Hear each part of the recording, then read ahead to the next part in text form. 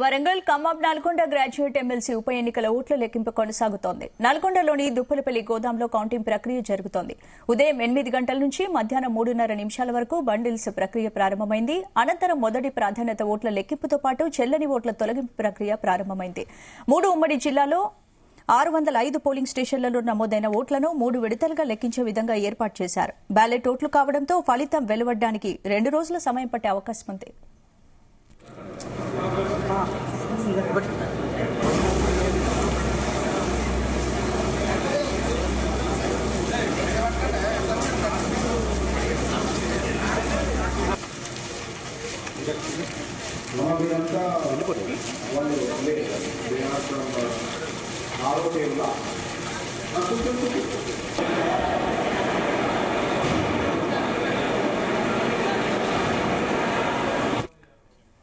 Warangal Khammam Nalgonda graduate MLC ఉప ఎన్నికల ఓట్ల లెక్కింపు కొనసాగుతోంది. నల్గొండలోని దూపలపల్లి గోదాంలో కౌంటింగ్ ప్రక్రియ జరుగుతోంది. ఇక ఇదే అంశానికి సంబంధించి పూర్తి అప్డేట్స్ మా ప్రతినిధి జానియా అందిస్తారు. జానియా, ఫలితాలు వెలువడడానికి ఎన్ని రోజులు సమయం పట్టే అవకాశం ఉంది? కౌంటింగ్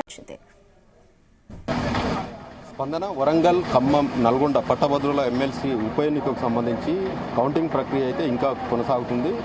ఏదైతే ఉదయం 8 గంటలకు స్టార్ట్ అయినటువంటి ఈ కౌంటింగ్ ప్రక్రియ ఇంకా కూడా ఏదైతే మొదటి రౌండ్గా చెప్తున్నటువంటి రౌండ్కు సంబంధించి కూడా ఇంకా కౌంటింగ్ ప్రక్రియ మాత్రం కొనసాగుతూ ఉంది. మొత్తం 4 హాల్స్కు సంబంధించి 96 టేబుళ్లు ఏర్పాటు చేయడం జరిగింది. ఈ 96 టేబుల్లో ఒక్కొక్క టేబుల్కి 1000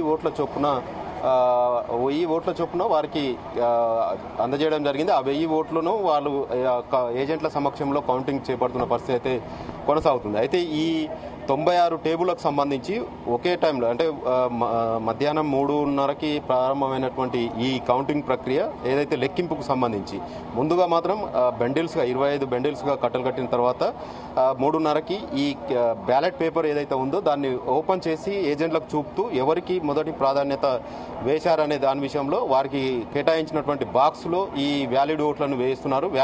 ఇన్వాలిడ్ ఓట్లను మాత్రం మరో బాక్స్ దానికి సపరేట్గా వేస్తున్న పరిస్థితి కొనసాగుతుంది. అయితే 96,000 ఓట్లకు సంబంధించి లెక్కింపు ప్రక్రియలో ఏదైతే ఇప్పటి వరకు అందుతున్న సమాచారం ప్రకారం తీన్మార్ మల్లన్న స్వల్ప ఆధిక్యత కనబరుస్తున్నట్టుగా సమాచారం అందుతుంది. ఎందుకంటే ఇప్పటికీ దాన్ని పూర్తిగా కౌంట్ చేయకపోయినప్పటికీ వారికి కేటాయించినటువంటి బాక్స్లో బ్యాలెట్ పేపర్లు ఎక్కువగా కనపడుతున్నాయంటూ కొంత సమాచారం అందుతున్న నేపథ్యంలో ఈ మొదటి రౌండ్కు సంబంధించి 96,000 ఓట్లకు లెక్కింపు పూర్తి అవడానికి ఇంకా 1.5 అవర్ సమయం పట్టే అవకాశం ఉంటుంది. ఎందుకంటే ఇంకా కూడా ఏదైతే హాల్స్కు సంబంధించినటువంటి కొన్ని టేబుల్ల వద్ద ఇంకా కూడా లెక్కింపు కొనసాగుతున్న నేపథ్యంలో ఈ మొదటి రౌండ్కు సంబంధించి 96,000 ఓట్ల లెక్కింపు ప్రక్రియ పూర్తి కావడానికి మినిమం ఇంకా 1.5 అవర్ సమయం పడుతుందని మాత్రం అధికారులు చెప్తున్న పరిస్థితి కనబడుతుంది. మొత్తానికి ఈ కౌంటింగ్ ప్రక్రియకు సంబంధించి ఒక్కొక్క రౌండ్కు సంబంధించి జరుపుతున్నటువంటి కౌంటింగ్లో దాదాపుగా ఏదైతే 7 గంటల సమయం పడుతున్నట్టుగా కనబడుతుంది. ఈ నేపథ్యంలోనే రేపు మధ్యాహ్నం వరకు కౌంటింగ్ సంబంధించి ఇప్పటి వరకు మొదటి రౌండ్ కంప్లీట్ అయినట్టు తెలుస్తుంది. మరి ఇప్పటి వరకు జరిగిన కౌంటింగ్ నేపథ్యం చూసుకున్నట్లయితే ఎవరికి గెలుపు అవకాశాలు ఎక్కువగా ఉన్నాయి, ఎవరు ముందంజలో ఉన్నారు? స్పందన, ఇప్పటి వరకు కౌంటింగ్ సంబంధించి మొదటి రౌండ్ ఏదైతే ఉందో 96,000 ఓట్ల లెక్కింపు కొనసాగుతుంది. ఇప్పటి వరకు ఇంకా పూర్తిగా కౌంటింగ్ ప్రక్రియ అయితే ముగియలేదు. ఎందుకంటే 96 టేబుల్లకు సంబంధించి టేబుల్లు కంప్లీట్గా వారికి కేటాయించినటువంటి 1000 ఓట్లు ఏదైతే ఉన్నదో బ్యాలెట్లకు సంబంధించి పూర్తిగా కౌంటింగ్ చేసిన తర్వాతనే ఆ కౌంటింగ్ ప్రక్రియ పూర్తి కానుంది. అయితే ఇప్పటి వరకు కూడా ఆ కౌంటింగ్ ప్రక్రియకు సంబంధించి పూర్తి కాలేదు. కాకపోతే చివరి అంకంలో ఉన్నది. మరో గంట సేపట్లో ముగియనున్న నేపథ్యంలో అంటే ఒక్కొక్క కొన్ని టేబుల్ పూర్తిగా కౌంట్ చేశారు. కొన్ని టేబుల్లో మాత్రం ఇంకా 300-400 ఓట్ల వరకు లెక్కింపు కొనసాగుతున్న నేపథ్యంలో మరో గంటన్నర సమయం ఫస్ట్ రౌండ్కు సంబంధించి గంటన్నర సమయం పట్టే అవకాశం ఉంది. కానీ ఇప్పటి వరకు ఏదైతే అభ్యర్థులకు సంబంధించి పోలైనటువంటి బ్యాలెట్ పేపర్లో పోలైనటువంటి మొదటి ప్రాధాన్యతకు సంబంధించి మొదటి ప్రాధాన్యత లెక్కల్లోనే తీసుకుంటున్న నేపథ్యంలో తీన్మార్ మల్లన్నకే ఎక్కువగా బ్యాలెట్లు ఆయన కేటాయించినటువంటి బాక్సులో కనపడుతుండడంతో ఆయనకు ఆధిక్యత లభించే అవకాశం ఉందనేది మాత్రం స్పష్టంగా చెప్పవచ్చు. ఎందుకంటే ఇంకా కౌంటింగ్ పూర్తి కాకముందే అన్ని ఊహాగానాలతోటి వారు కొంతమంది బయట ప్రచారం చేస్తున్నారు తప్ప ప్రస్తుతం మనం చూడొచ్చు కౌంటింగ్ హాల్ వద్దనే ఉన్నాము.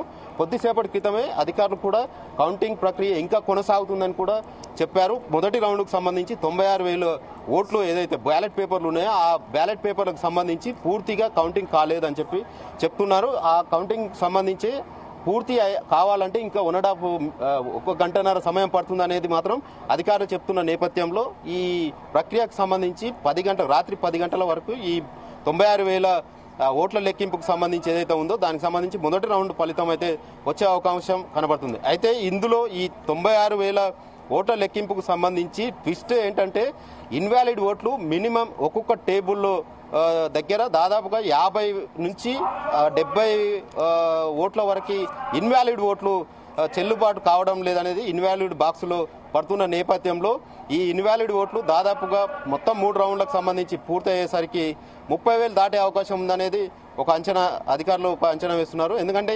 పట్టభద్రులే ఈ ఓటు ప్రాధాన్యత క్రమంలో వేయాల్సిన పట్టభద్రులే ఇలా ఇన్వాలిడ్గా వేయడంతో చాలా ఓట్లు మాత్రం చెల్లుబాటు ఇన్వాలిడ్గా అక్కడ బాక్సులో పడుతున్న పరిస్థితి ఉంది.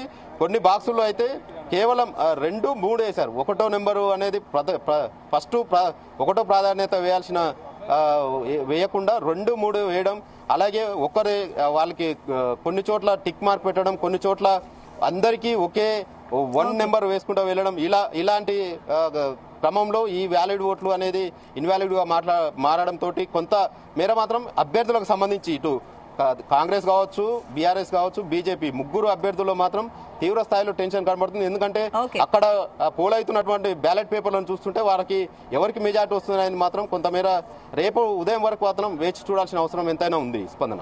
Right, thank you.